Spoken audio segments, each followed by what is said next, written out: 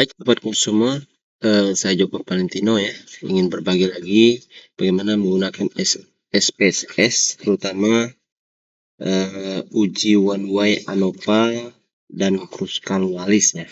Nah, perlu sobat ketahui bahwa eh, uji ANOVA itu adalah uji ANOVA satu faktor, itu yang sering disebut. Fungsinya itu untuk menguji perbedaan rata-rata data lebih dari dua kelompok. Nah, data saya yang pertama itu cuma dua kelompok saja, ya. Salah satunya itu gender gitu ya, laki-laki dan perempuan. Dan juga ada kemarin kelas 5 dan kelas 6. Nah, karena uji ANOVA dan uji Kruskal-Wallis ini harus lebih dari dua kelompok begitu ya, minimal 3 atau 4. Nah, maka datanya saya tambah di kelas ya. Kelasnya itu kelas 3, kelompok kelas 3, kelompok kelas 4, kelas 5 dan kelas 6 ya. Nah, sobatku semua, biasa yang dianalisis pada uji ANOVA ini yaitu rata-rata ya motivasi modul tadi menyenangkan di kelas 3, 4, 5, atau 6 begitu ya. Terus perbedaannya. Nah, langkah-langkahnya sobat, itu ada beberapa ya. Yang pertama yang kita lakukan adalah uji normalitas dulu, yaitu di Shapiro Wheel. Nah, setelah uji normalitas, baru kita masuk ke uji homogenitas dan uji one way ANOVA. Nah, nanti kesimpulannya itu, setelah kita melakukan uji normalitas, jika signifikasi ini didapat lebih dari 0,5, maka data terdistribusi normal, maka menganalisisnya menggunakan uji one way ANOVA begitu ya. Nah, tetapi kalau data nanti tidak normal ditemukan, ya, tidak terdistribusi normal, ya, maka uji bedanya itu menggunakan uji Kruskal-Wallis gitu ya. Oke, kita masuk ke uji one way ANOVA dulu. Yang pertama kita lakukan adalah masuk ke uji normalitas dulu ya, untuk mengetahui data ini terdistribusi normal atau tidak ya. Seperti itu. Yang pertama kita masuk ke analis. Setelah itu kita masuk ke descriptive statistik. Setelah itu kita pilih explore ya, sobat ya. Ya, explore, kita klik saja. Terus yang mau kita uji tadi apa nih? Yang uji beda 3 kelompok tadi nih. Nah, di sini yang masuk ke motivasi yaitu modul menyenangkan. Ini ada ringkasan dari respon 1 sampai 18 ya. Nah, di sini kesimpulannya di sini kita klik, terus kita masukkan di dependent list begitu ya. Nah, selanjutnya 3 kelompok atau lebih tadi ya, itu di jenis kelas ya. Ada 3 kelas tadi, kelas 1, 2, 3 dan 4 ya. Tadi kita sudah style di variabel views ya. Oke, kita masuk ke di faktor list jenis kelas tadi ya. Oke, setelah itu kita masuk ke plot ya. Oke, di plot ini kita langsung aja klik normality plot with text. Kita klik continue. Setelah itu kita klik oke ya. Jadi data normalitas sudah didapat ya sobat ya. Ya, kita langsung ke bawah ya. Ini bagiannya ya, ada casing closing summary, ada deskripsinya ya. Nah, ini kita lihat. Nah, di data view tadi perlu sobat-sobat ketahui ini jenis kelasnya. Kalau kelas 1, kalau 1 itu kelas 6, 2 itu kelas 5, 3 kelas 4, 4 kelas 3 begitu ya. Nah, kita di sini dilihat dari hasil test of normality Shapiro Wheel. Nah, di sini signifikansinya. Nah, kesimpulannya jika data ini 0 lebih dari 0,5 berarti dia terdistribusi normal. Nah, di sini kelas 6, 5, 4, 3 ya. di sini di atas semua ya. Ya ada 0,647 ya, berarti terdistribusi normal ya. Yang kedua juga normal dan selanjutnya.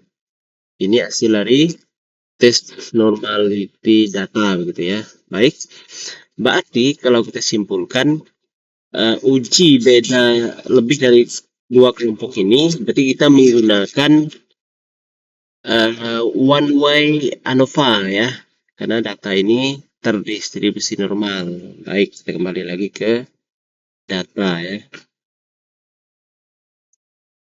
Kita kembali lagi ke data view ya. Oke, langsung saja sobat, kita langsung ke cara analisis SPSS uji one way ANOVA ya. Yang pertama kita analis maksudnya. Selanjutnya kita masuk ke komparmen. Nah, kita pilih one way ANOVA ya. Oke. Nah, di one way ANOVA sama tadi ya. Kita model menyenangkan yang tadi bagian dari motivasi dan kesimpulan. Kita masukkan di dependent list. Sedangkan untuk jenis kelas kita masukkan ke faktor ya. Selanjutnya kita klik post hoc. Nah, dalam post hoc ini ya, kita beri list yaitu Turki ya, Turki. Nah, karena ini kita langsung menguji dua ya. Pertama homogenitasnya, yang kedua uji one way ANOVA tadi, maka Turki ini kita masukkan juga begitu ya. Selanjutnya setelah kita klik Turki tadi, kita langsung ke continue. Baik ya. Nah, setelah itu kita masuk ke option lagi. Oke, setelah masuk ke option ini kita langsung klik descriptive, kita masukkan. Selanjutnya juga yang homogeneity of variable test kita masukkan juga ya. Selanjutnya kita klik continue. Setelah itu baru oke ya. Oke. Nah, ini hasilnya ya. Jadi ini deskriptifnya ya, ada standar deviasi, error dan lainnya. Ini mainnya ya. Oke, kita lihatnya itu dari sini. Oke, ini hasil tes homogeneity of variant tadi ya. Nah, di sini signifikansinya jelas terlihat ya, dari based on main ya. Ini hasil tes homogeneity tadi. Selanjutnya uji ANOVA-nya di sini kita lihat. Ini signifikansinya ya. Oke, yang pertama jika kita ingin mencari rata-rata ya dari setiap kelas motivasinya tadi, itu kita bisa lihat di tes post hoc ya, di sini ya. Nah, di sini post hoc ya, di sini ya, sini terbaca tadi ya, ini ada kelasnya tadi ya. Di sini signifikansinya itu ada 0,009, ada ya 0,017 ya. Ini kaitannya antara kelas 1 dengan kelas yang lain begitu yang berkaitan. Ya, itu untuk mencari rata-ratanya begitu. Untuk melihat kesamaan rata-rata motivasi dari setiap kelas itu, kita bisa melihat dari homogenitas. Nah, di sini ya. Jadi kesimpulan ini model menyenangkan itu kita lihat di signifikansinya. Kesimpulannya artinya bahwa jika signifikansinya itu ya lebih dari 0,05, di sini 0,993, artinya uji bedanya itu ya, di sini kita mengambil rata-rata kesimpulan dari homogen offset model menyenangkan tadinya. Di sini kita lihat signifikansinya itu 0,998, ini lebih dari 0,05. Artinya bahwa data itu terdistribusi normal gitu ya. Itu artinya setiap kelas itu tidak terlalu jauh beda begitu ya. Oke. Kalau sudah kita masuk ke uji selanjutnya. Oke. Sebenarnya sini sudah cukup sampai di uji one way ANOVA, tetapi karena ini tugas ya, saya akan coba menganalisis melalui uji Kruskal-Wallis di data yang sama ini ya. Oke, masih data tentang modulnya, data penelitian saya. Oke, kita langsung masuk saja atau mulai saja ke uji Kruskal-Wallis. Yang pertama sama kita masuk ke bagian analis. Setelah itu kita masuk ke non-parametric test ya. Jadi kalau one way ANOVA tadi masuk ke parametric test gitu ya. Uji Kruskal-Wallis ini kebalikannya.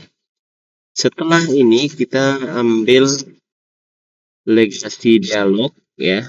Setelah legasi dialog kita pilih ke independent sample ya. Kita klik saja. Oke, sudah muncul ya. Baik, selanjutnya modul menyenangkan yang tadi merupakan seluruh kesimpulan dari respon 1 sampai 18. Kita klik, kita masukkan di variabel test kelas ya. Tadi kita uji kelas ya, karena ada berkelompok, kita masukkan ke grouping variabel. Oke, untuk selanjutnya kita pilih option ya. Oke, setelah itu kita pilih define range ya. Define range. Nah, ini ada minimum dan maksimumnya dalam grup ini. Minimum tadi kita 1 ya, karena ada 4 kelompok yang kita uji, dan maksimumnya adalah 4 ya, ada 4 kelompok tadi. Jadi kita klik continue. Oke, di sini sudah terlihat terbaca Kruskal-Wallis sudah dicetak sendiri. Selanjutnya kita klik oke. Oke. Nah, ini dia hasil uji Kruskal-Wallis test ya. Ini ranknya ya. Kita ini kelas yang saya maksud tadi, ada kelas, maksudnya 1, 2, 3, 4 ya. Tadi ada 4 kelompok. Jadi di sini baca kesimpulan itu di sini. Signifikasi yang hasilnya signifikasinya itu adalah signifikansinya itu bacanya di sini hasilnya, yaitu 0,006. Berdasarkan kesimpulan ini ya, kesimpulan Einstein signifikasi ini 0,06 itu kurang dari 0,05 ya, maka kesimpulan pada tes Kruskal-Wallis test ini disimpulkan bahwa ada perbedaan secara signifikan antara kelompok kelas tadi. Ada